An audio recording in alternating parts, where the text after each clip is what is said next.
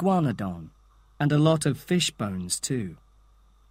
Baryonyx probably lived near water and used its big, sharp claws and its long crocodile mouth to catch fish, like some North American bears today. An even bigger meat-eater than Baryonyx was Spinosaurus, which was found in Africa by Ernst Stromer, a German scientist. Spinosaurus looked like Baryonyx, but it was much, much bigger. It had a long crocodile mouth, sharp claws on 3-fingered hands, and a huge sail on its back. It weighed 8 to 13 tons, as much as the biggest African elephant. It was 14 to 18 meters long and 3 meters tall.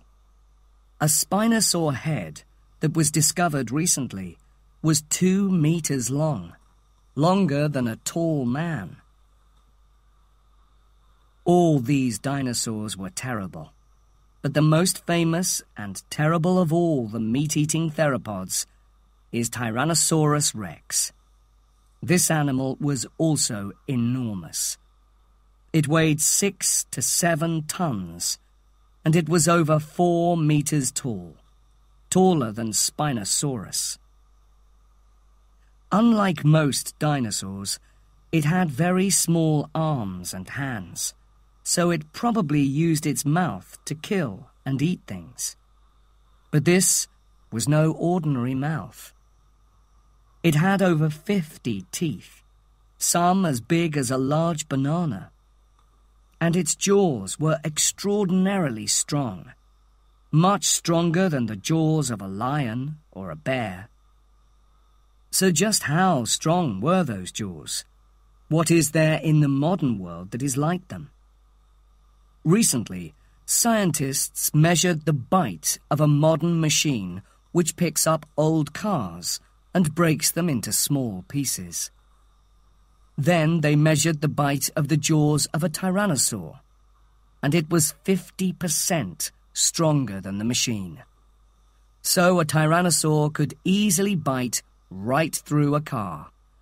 In a world with both tyrannosaurs and cars, of course. Because they were so big, tyrannosaurs could probably not run very fast. So some scientists think that they did not hunt like Deinonychus. They just found dead animals and ate them. But other scientists disagree. They say that really big sauropods like Diplodocus and Argentinosaurus could not run fast either, and scientists have found damage from tyrannosaur teeth on the bones of 2 dinosaurs which escaped. This shows that tyrannosaurs tried to kill living dinosaurs. Tyrannosaurus was a North American dinosaur. In Hell Creek, Montana, scientists have found fossils from more than 50 tyrannosaurs. But in China and Mongolia, they have discovered fossils of Tarbosaurus, a dinosaur in the same family as Tyrannosaurus. Tarbosaurus also had small hands and big jaws full of sharp teeth. It had a large brain, and it could smell and hear well, which helped it to hunt. Perhaps it also had feathers around its neck.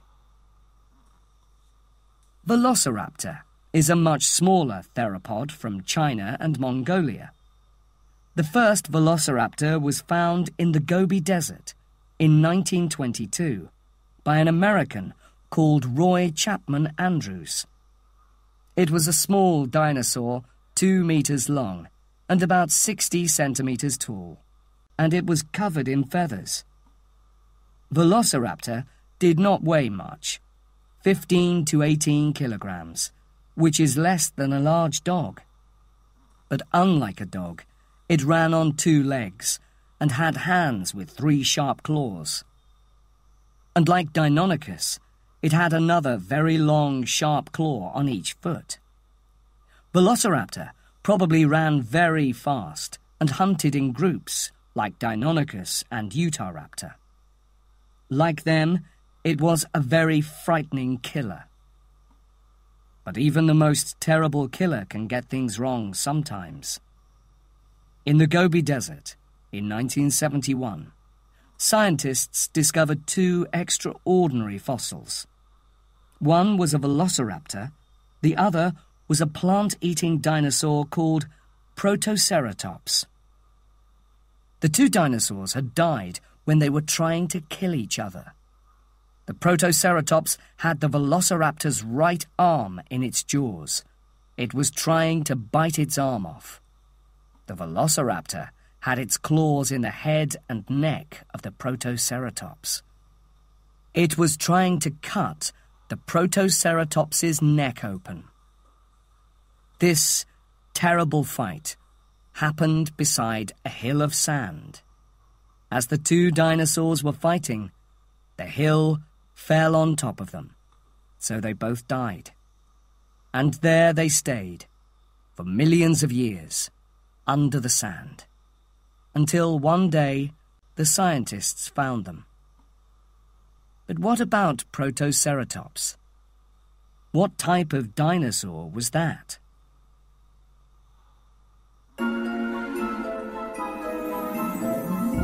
Chapter 6. Strangest of All.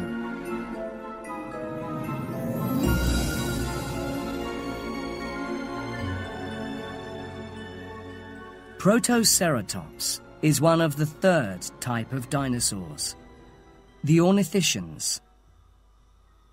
The ornithischians are the strangest of all dinosaurs. They were plant-eaters, but many of them had horns, and they defended themselves with their very thick, strong skin. There were very few ornithischians in the Triassic period.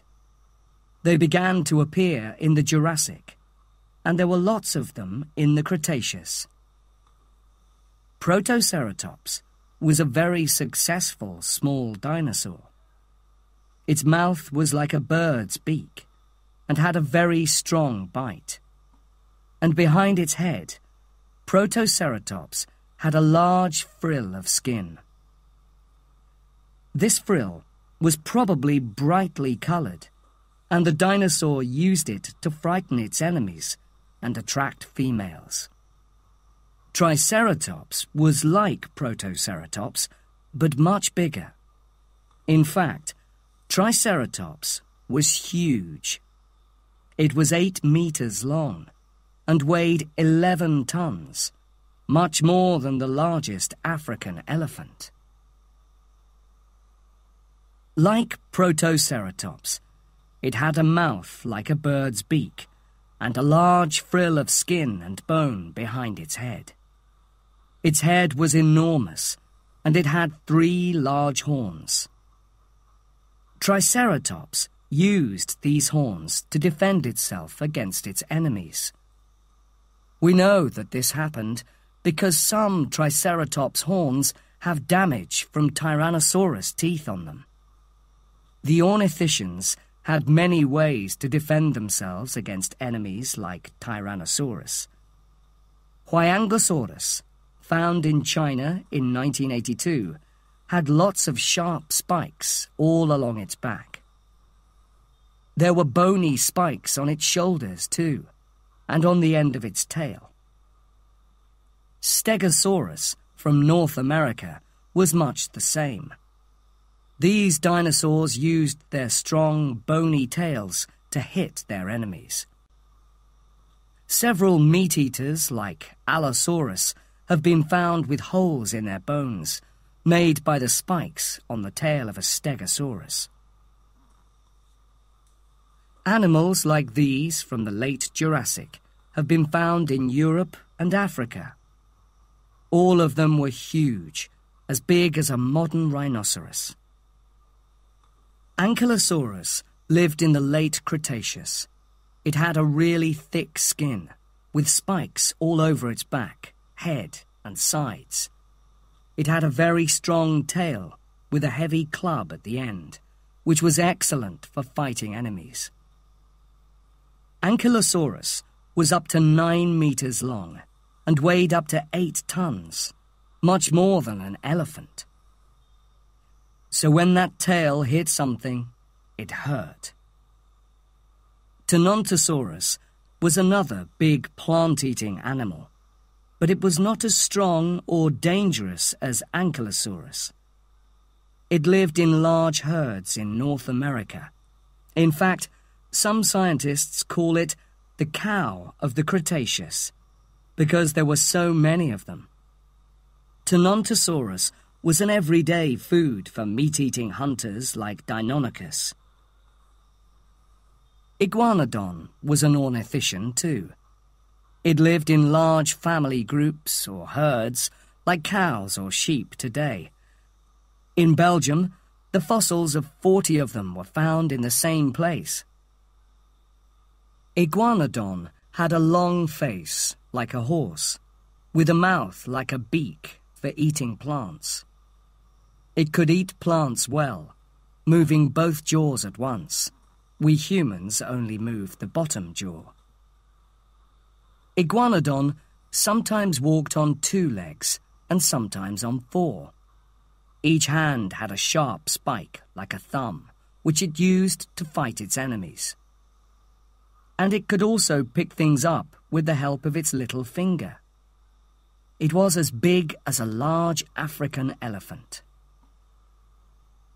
Hadrosaurs were in the same family as Iguanodon, but they were even stranger. These plant-eating dinosaurs had flat, wide beaks with teeth inside them, lots of them. In fact, some hadrosaurs had up to 720 teeth. Humans only have 28. New teeth were growing all the time to take the place of any teeth that fell out. Hadrosaurs had long faces like horses too, and they lived in large herds all over North America. The smallest was as big as a horse, but many were bigger than elephants. One of the strangest hadrosaurs was Lambeosaurus. It was 3 or 4 meters high and weighed up to 8 tons. On its head was a large bone, like an enormous hat. The hat was as big as a man. The male Parasaurolophus had an even bigger hat on the back of its head. This hat was really a long, hollow bone, about 1 meter long, joined to its nose. At first, scientists could not understand this. What was it for? Then they found a possible explanation. When they blew air through this long, hollow bone, it made loud musical sounds. Was Parasaurolophus a musical dinosaur? It is quite possible. The males could make wonderful sounds with these long, hollow bones on their heads. Perhaps they did this to attract the females, or to call to their children. They probably did it when they saw an enemy. And maybe sometimes they did it just for fun, because they liked singing to each other.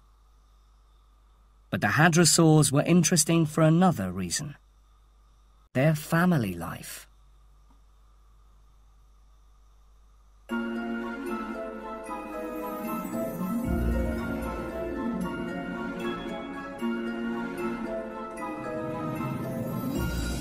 Chapter 7. Family Life.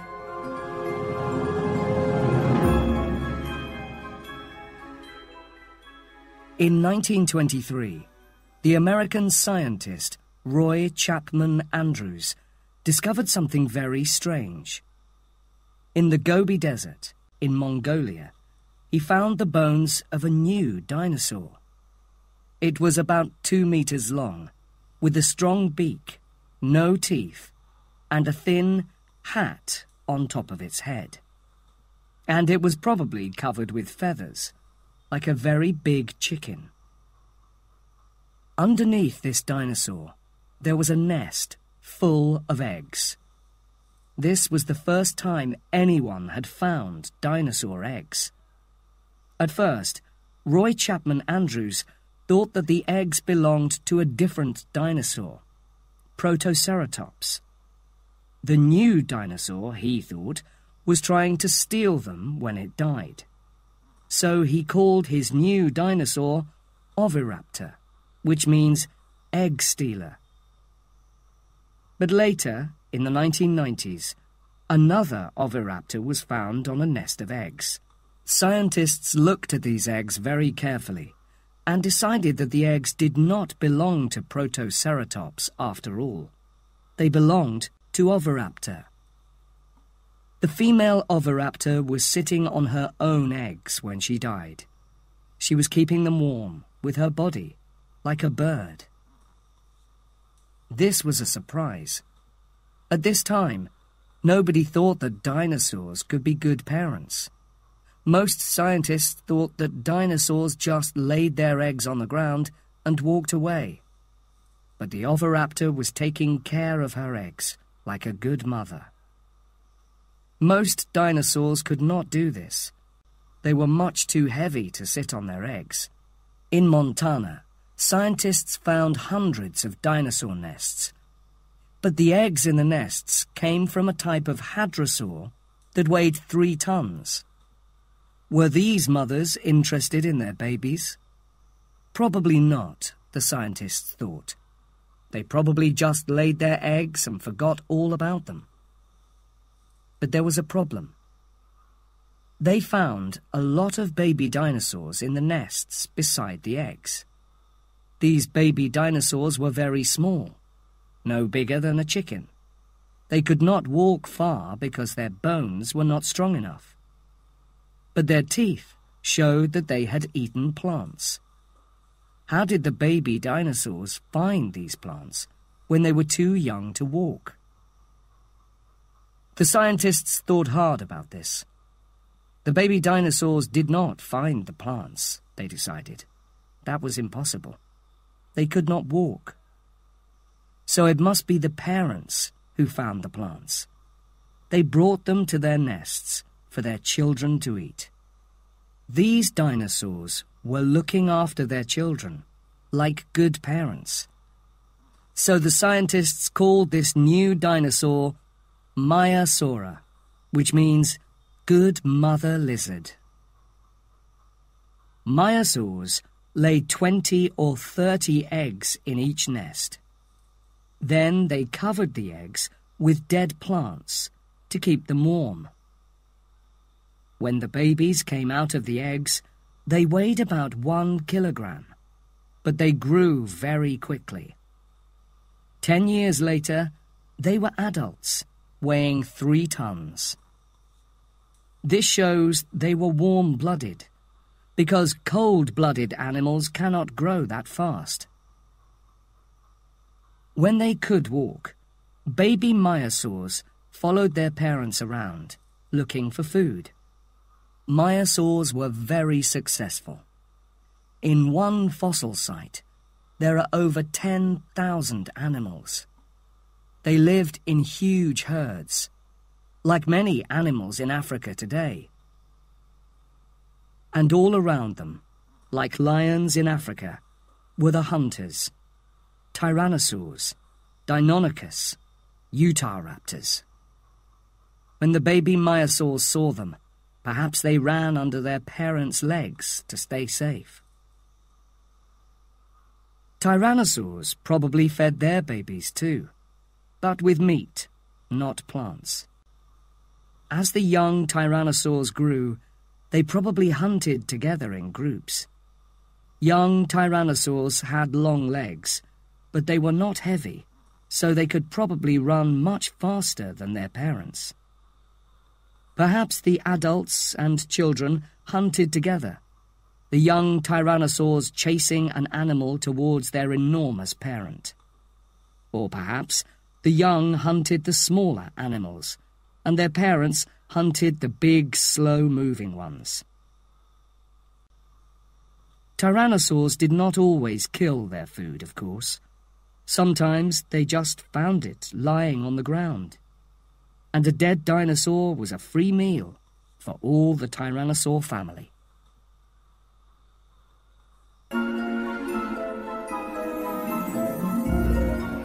Chapter 8. Birds.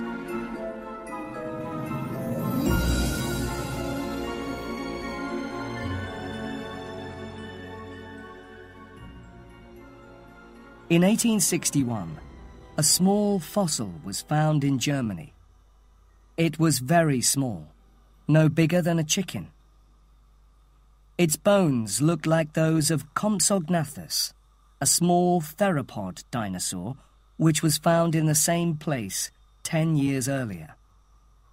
But this new fossil's arms and legs were covered with feathers. Scientists called it Archaeopteryx. When the English scientist T.H. Huxley looked at Archaeopteryx, he noticed something else. Its bones were hollow, just like the bones of birds. There was a lot of air in them, so they did not weigh very much. Archaeopteryx, like Compsognathus and most theropods, ran on 2 legs. And because Archaeopteryx had feathered wings, it could probably fly. This gave Huxley an idea. Perhaps birds evolved from theropods. For the next 100 years, scientists argued about this. It is a crazy idea, some people said. How can a dinosaur like Tyrannosaurus be in the same family as the birds we see in our gardens? But then, in 1964, the American scientist John Ostrom discovered Deinonychus in Montana, USA. Deinonychus was a theropod, like Tyrannosaurus, but its bones were like those of birds. It could move its wrists and arms in the way a bird does, and its bones were hollow. Tyrannosaurus also had some hollow bones, and so did the big sauropods, like Diplodocus. That is why its enormously long neck and tail are not as heavy as they look. So Ostrom decided that Huxley's idea was right. In 1996, scientists in China made another extraordinary discovery. A small dinosaur called Sinosauropteryx. It was very like Compsognathus, but there was an important difference. Sinosauropteryx had feathers all over its body. The sand where it had died was very fine and soft, so scientists could see that it had had feathers. Sinosauropteryx was a theropod, like Tyrannosaurus, but it was covered in feathers, like a bird. No other animals have feathers, only dinosaurs and birds. In the next few years, Chinese scientists discovered many more feathered dinosaurs.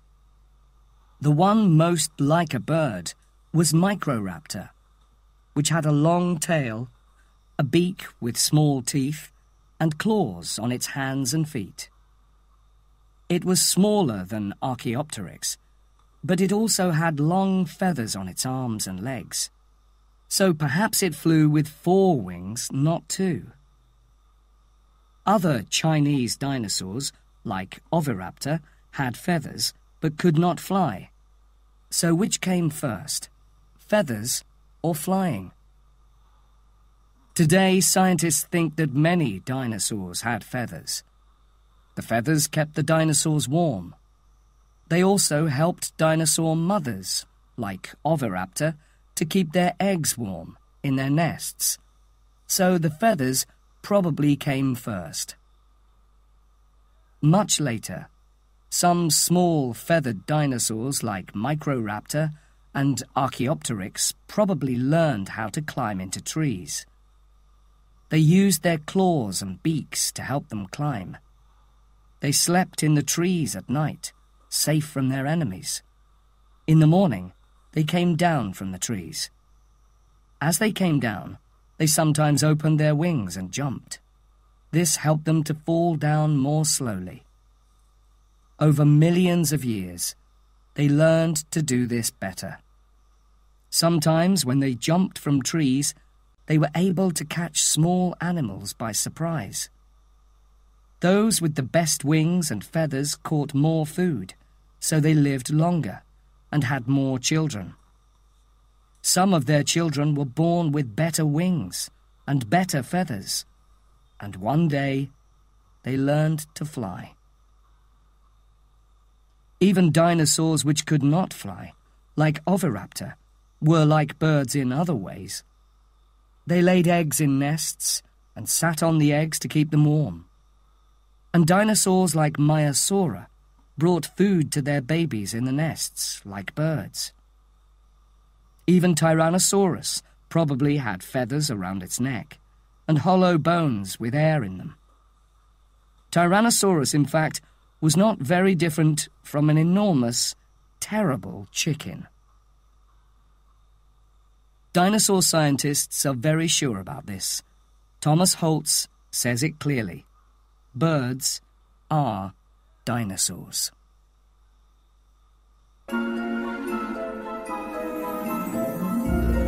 Chapter 9. A Sudden End.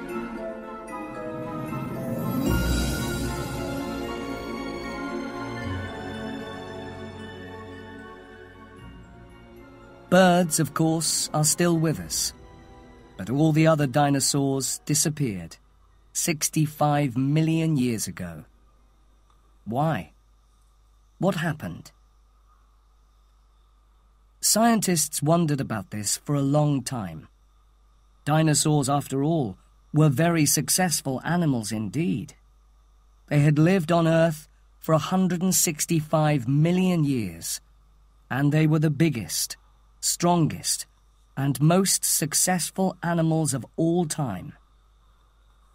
In the late Jurassic and Cretaceous periods, there were dinosaurs all over the Earth. They lived on every continent, even in Antarctica, which was much warmer at that time than it is today. And then, 65 million years ago, they all disappeared, very suddenly. There are no dinosaur fossils anywhere on Earth from after that time. Something terrible must have happened to them. But what was it? In the 1970s, a scientist called Walter Alvarez tried to answer this question. He looked at the rocks from the Cretaceous and the time after that, the Tertiary. There were hundreds of dinosaur fossils in the Cretaceous, and none in the Tertiary. But in between the Cretaceous and the Tertiary, he found a thin line of clay, a kind of soft, wet rock. He found this line of clay all over the world, and everywhere it was the same.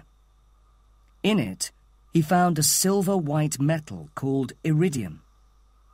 Iridium is very unusual on Earth, but there is a lot of it in meteors, the rocks that sometimes fall onto the Earth from the sky. So the iridium came from a meteor, Walter Alvarez said. A meteor that hit the Earth 65 million years ago. We know it was a big meteor, Alvarez said, because there is so much iridium everywhere. He thought that the meteor was a rock between 10 and 15 kilometers across, which hit the Earth with an enormous bang. It made a crater, a very big hole in the ground, that was 160 kilometers across. A huge ball of fire destroyed anything near the crater, and the ground shook violently. In the sky, dark clouds hid the sun for months, perhaps years. Without sunlight, almost all the plants on Earth died. The big plant-eating dinosaurs like Argentinosaurus soon died because they had nothing to eat. The meat-eating dinosaurs like Tyrannosaurus lived a little longer because there were lots of dead plant-eaters to eat. But then the meat went bad, and there was nothing left to kill. So they died too. Well, it is an interesting idea, people said. But where is this crater? A hole in the earth, 160 kilometers across. That cannot be difficult to find. Why has nobody seen it? Walter Alvarez looked for this big crater, and with the help of a scientist called Glenn Penfield, he found it. There was a reason why nobody had seen it before. It was under the ground, in the Yucatan Peninsula of Mexico. In the past 65 million years, the rocks had moved and covered it up. But it was still there. It measured 180 kilometers from one side to the other, which was even bigger than he had expected. He called it the Chicxulub crater. So scientists think the age of the dinosaurs ended like this. One day, 65 million years ago, the world was full of dinosaurs. It began like any other day. Huge herds of dinosaurs were walking slowly across Mexico. Oviraptors were sitting on their nests, and maiasaurs were finding food for their babies. Small feathered dinosaurs were flying from trees. Huge stegosaurs were walking slowly through the forest, and Argentinosaurs were eating the tops of trees. Tyrannosaurs were watching the plant-eaters carefully, hoping for a meal. And dinosaurs from the Parasaurolophus family, with their strange hollow heads, were singing to their friends far away. The plant-eaters kept their eyes open, as they did every day. They were looking for danger, for tyrannosaurs and Utahraptors, the enemies that wanted to kill them. But none of them looked up into the sky, where the real danger was. Then, suddenly, in a few seconds, it happened. A bright light filled the sky, and there was an enormous bang, louder than anything they had ever heard. A great wind knocked all the trees flat, and a few seconds later, everything in the forest was on fire. All the dinosaurs nearest to the meteor were burned in a few minutes. There was nothing left of them, nothing at all. Those more than 50 kilometers away died more slowly. But all of them, all over the world, began to die. In a few seconds, 165 million years had ended.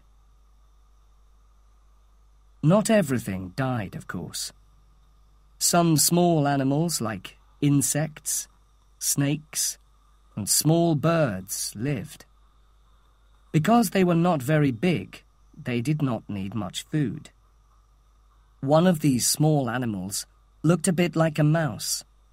It was a warm-blooded animal, covered in soft hair, and it probably lived in holes in the ground. Dinosaurs ate lots of them every day. But now, suddenly, the dinosaurs were gone. So now this animal could come out of its holes and feel a little bit safer. This small, unimportant animal was an early mammal. Over the next 64.5 million years, it slowly evolved into many different types of mammals. Elephants, lions, bears, horses, sheep, and humans. And today, there are mammals all over the earth, just as once upon a time, there were dinosaurs.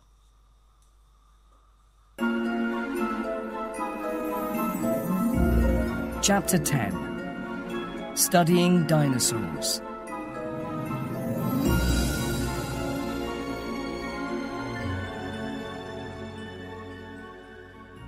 But how do we know all this? There were no humans alive when the dinosaurs lived, and we cannot travel back in time to watch them. So how do we know?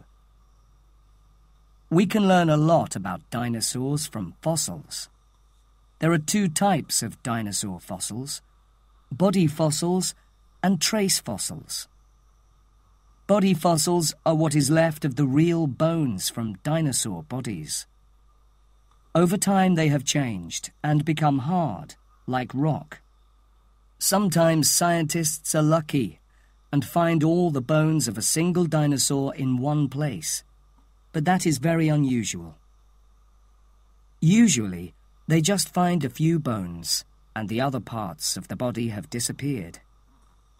This may be because when the dinosaur died, some other animals ate it and carried away the bones. Sometimes water has washed some of the bones away, or the rocks that contained the fossils have broken into smaller pieces. But even from one fossil we can learn a lot. Dr. Mantell learned a lot from the single iguanodon tooth he found in 1822. It was very big, so it came from a very big animal. It was not a very sharp tooth, so he knew the animal ate plants, not meat. And it looked different from the teeth of almost every animal alive today. The only living animal with teeth like that was the big lizard called an iguana. So Dr. Mantell called it iguanodon. Later, when he found some more bones, he learned more about its legs, arms, and head. In the same way, when William Buckland found Megalosaurus, he knew that it was a meat-eater because of its sharp teeth. Trace fossils are things like dinosaur footprints, eggs, and dung. Dinosaur footprints can tell us how it walked. Did it walk on 2 feet or 4? How fast could it run? The footprints of one theropod from Texas show that it was running at 39 kilometers per hour, faster than a horse. The eggs and nests tell us about dinosaur babies and family life. And dinosaur dung? Yes, scientists look at this carefully too. When they find bits of plants or animals in it, they know what the dinosaur was eating. The dung is millions of years old and has become hard like rock, so it does not smell bad. Today, scientists use computers to make pictures of dinosaur bones to see how they worked. They can watch the dinosaurs moving on the computer. How do we know that meat-eaters, like Tyrannosaurus rex, killed other dinosaurs? The scientist Robert Bakker answers that. He calls himself a murder detective. Dinosaur scientists, he says, dig up murder victims from 144 million years ago. Then we figure out who killed them. How does he do that? He looks for bullets and bullet wounds. The bullets are dinosaur teeth. Meat-eating dinosaurs often lost 1 or 2 teeth when they killed or were eating other dinosaurs. They grew new ones later. So when Bakker finds teeth near a dead Diplodocus, it is like finding a bullet near a dead man. If he finds allosaur teeth, he knows that an allosaur was the killer. And when he finds tooth damage on bones, the damage is like bullet wounds. It also gives him information about the killer. Were dinosaurs cold-blooded, like lizards and fish, or warm-blooded, like mammals? Cold-blooded animals do not need much food and move slowly when it is cold. Warm-blooded animals need much more food and move quickly, even in cold weather. Lizards are cold-blooded, and until the 1970s, scientists thought that dinosaurs were big lizards. But today, most scientists think that dinosaurs were warm-blooded. John Ostrom thinks Deinonychus was warm-blooded because it could move so quickly. And some dinosaurs lived in Antarctica, which was not always warm, even in the Cretaceous.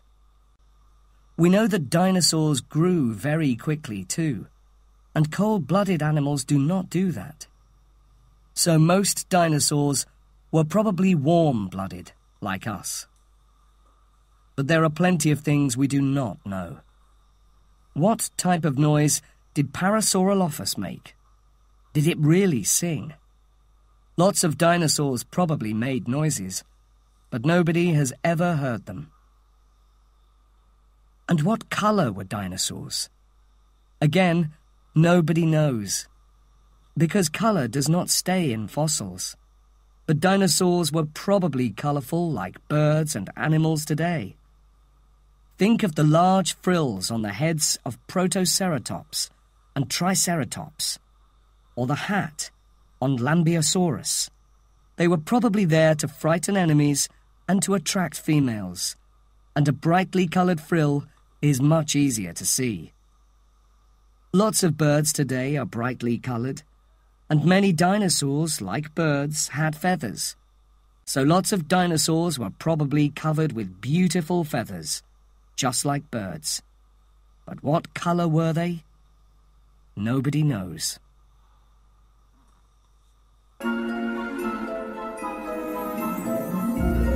Chapter 11. Dinosaurs Today.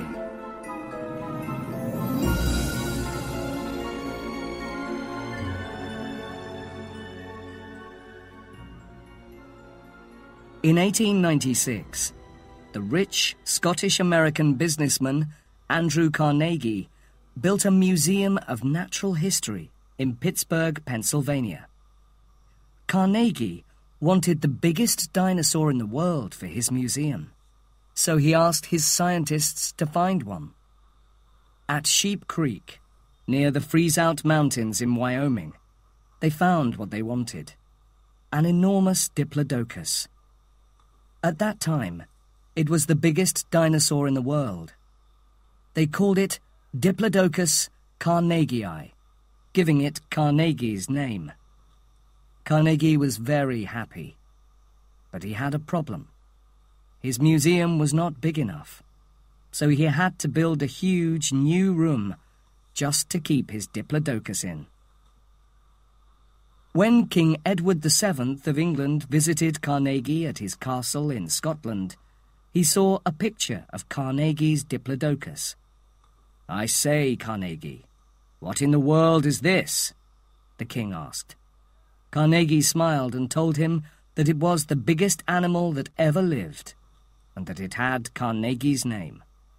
"Oh, I say, Carnegie," the king said. "We must have one of these in the British Museum."